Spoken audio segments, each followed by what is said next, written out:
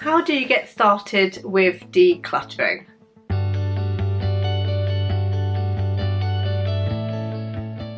Today we're going to look at all the different ways that you can get started with decluttering if you're finding it overwhelming and too much to get started with.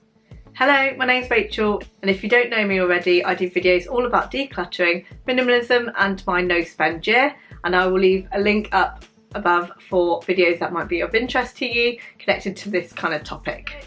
So today we're going to look at how we get started with decluttering and kind of the process so that you can get your head around it, you can make it easier to manage and easier to kind of do as part of a process. So I have got 10 different steps for you that you can trial to help make it an easier process. The first thing you need to do is decide why you are doing it. Having a purpose is going to just give you that bit more motivation to get going. And then leading on to that, you're going to need to have a goal or a plan of what you're aiming for. What do you want your home to look like after you've finished decluttering? If you can visualise that, it will help you to keep motivated as well, and it will help you to visualise kind of the progress that you're making as you get towards that visual goal. So let's get into some more detail now. Now that you know your why and what you're aiming for, we need to think about our third step, which is to start with easier items first. And this may be slightly different for everybody, but it may be that clothing is an easy one to start with because you are overwhelmed with far too many things and you know lots of it doesn't fit. Or you could start with a really cluttered area that you think is just full of like bits and pieces that just need to go, like in the front room area or in the dining room. So think about something that is easier for you to do first, because that takes away some of the pressure of having to make any difficult decisions at the beginning, and it'll be items that are quick to kind of go, quick that you can get rid of. Step number 4 is to get rid of any larger items now. So that means you're wanting to get rid of any kind of furniture items that you think you don't need or won't need, and maybe any kitchen appliances or any other kind of small appliances that might be cluttering up space that you intended to get rid of anyway. So let's get those items out of the home really quickly so that we have now some space to work in. And that space is going to be really helpful when you get to the more difficult decisions, because you will have that breathing room and it'll be an open space that will just feel calmer to deal with those more difficult items. Number 5, and this is dependent on situation, but if you are struggling with time and you need to do things quickly, get in the habit of just donating the items rather than selling them, because selling items can be quite a long process and you might find it quicker and easier to donate items to charity first rather than selling items, just so that you're getting things out of your home quicker so that you can see better results quickly. And getting those things out of your home is just going to help you feel like you're taking control, you're on top of everything, rather than just creating piles of items that are just sat there waiting to go. So you need to get in the habit of removing those items quite quickly, and donating them is one way to do that.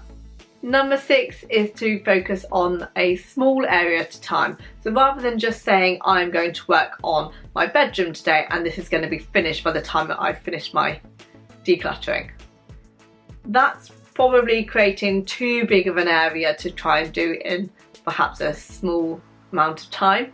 So if you do small areas like today I'm going to work on my bedside cabinet, okay, and then you finish that area is then done and it's sorted, it's solved, so that you're not then trying to move things around as you do a bedroom. If you do the whole bedroom, you probably get stuff out from under the bed, the bedside cabinet, your desk, your dressing area, your wardrobe. There's too many areas there. You need to focus in to see some real progress and to make it manageable.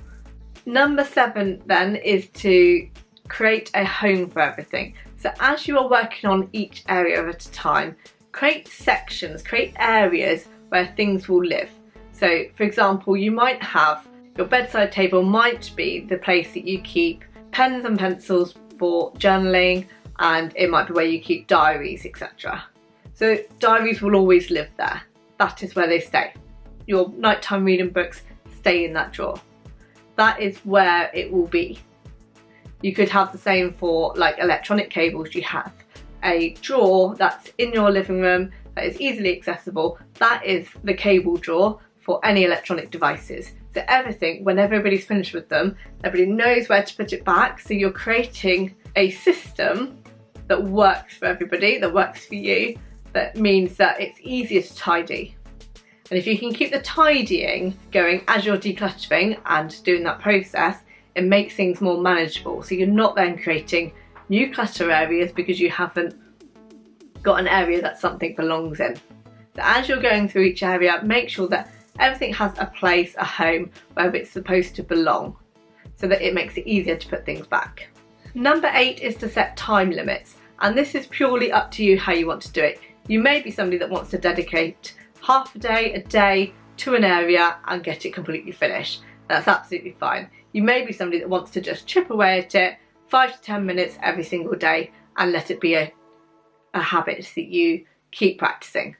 It is dependent on your situation, your work-life balance, etc., as to what's manageable for you. So you may find small chunks of time are helpful, or once a week a bigger chunk of time.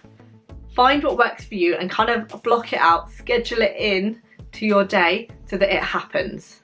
Number 9 is to sort your items as you're going through them into 4 different categories. So obviously you want to have a category for keep, category for donate, category for sell, and a category for rubbish. So you need to decide what you're doing with those items and which area it's going to be in. And what can help is that you have boxes for donate and sell, and then a rubbish bag for the rubbish, so that as soon as you've filled it, you can put it straight in the bin and straight out of your home. So creating those boxes helps you contain items as you go around, and it means that when you've finished, you've got a tidy system where you're just putting back the items that you're keeping, and the rest are in boxes contained, ready to either sell or to donate in the box. And number 10, my final point, is to keep going. So what you need to do is you need to keep practicing your decluttering process, and the more you practice, the easier it will become. So creating little habits of decluttering, so like my little acts of decluttering that I do, creating those little habits will make it easier and more natural to do. And as you get more confident with it, you become much better at dealing with more difficult items, like sentimental items. So it means that it will be an easier process overall. So keep chipping away, because every little bit that you do is still going to add up to a big change, and that's really important. Know that your work is being acknowledged, it's being noticeable, and you are going to get there. So there are 10 different ways that you can get started with decluttering, and hopefully it will help the process to become more natural, more easier to manage, and will help you see some really good progress over a period of time. If you've enjoyed this video, don't forget to give it a thumbs up and subscribe down below if you want to see more videos on minimalism, decluttering and my no spend year. And I'd love to know how you're getting on with decluttering. If you've managed to try any of these tips, let me know in the comments below. And I shall be back soon for more videos. Take care, bye.